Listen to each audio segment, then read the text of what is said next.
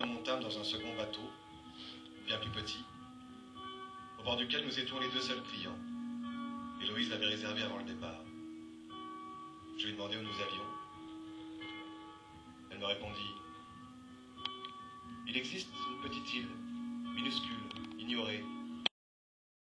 Peu de gens connaissent son existence. Elle s'appelle l'île aux bambous. Nous y serons en sécurité.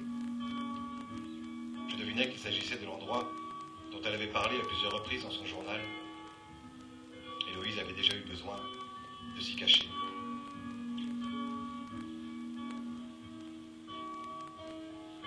L'île aux bambous était une cloque de verdure flottant sur les eaux. Ici, pas de béton, pas de route, ni aménagement, mais une bambouserie à perte de vue.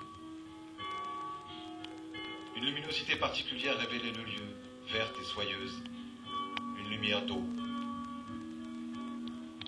Nous empruntâmes un chemin qui serpentait parmi les perches végétales, jusqu'à rejoindre une clairière, au milieu de laquelle se dressait une grande maison. La demeure, vaste et imposante, était entièrement réalisée en bambou. Une large terrasse couverte surplombait un jardin luxueux. Je n'avais rien fait de particulier pour mériter cela, et pourtant, j'étais au paradis. À l'intérieur de la maison régnait le calme et la sérénité. Une femme se présenta à nous, une vieille japonaise. Héloïse lui tomba dans les bras. Elles échangèrent quelques mots dans la langue de la vieille asiatique. Je ne savais pas qu'Héloïse parlait japonais. « Voici Madame Osamu, dit-elle. Elle habite ici. » Madame Osamu nous conduisit à nos chambres. Elles étaient voisines et, depuis ma fenêtre, je voyais le fil bleu de la mer. Je contemplais ce paysage féerique un long moment, en laissant la beauté me gagner.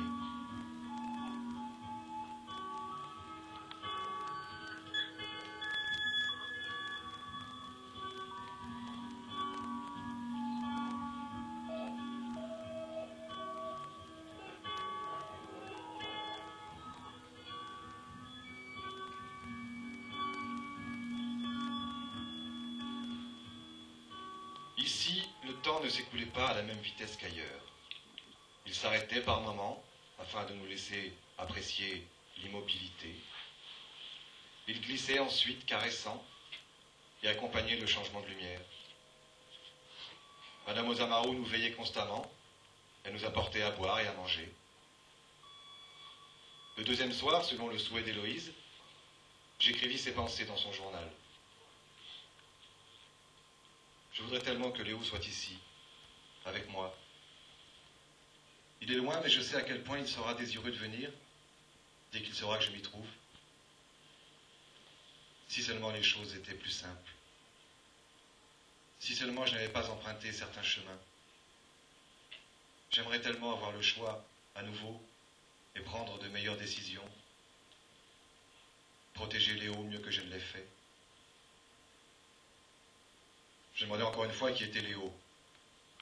Héloïse me répondit que j'allais bientôt le savoir, qu'il me fallait être patient. Ce n'était qu'une question de temps.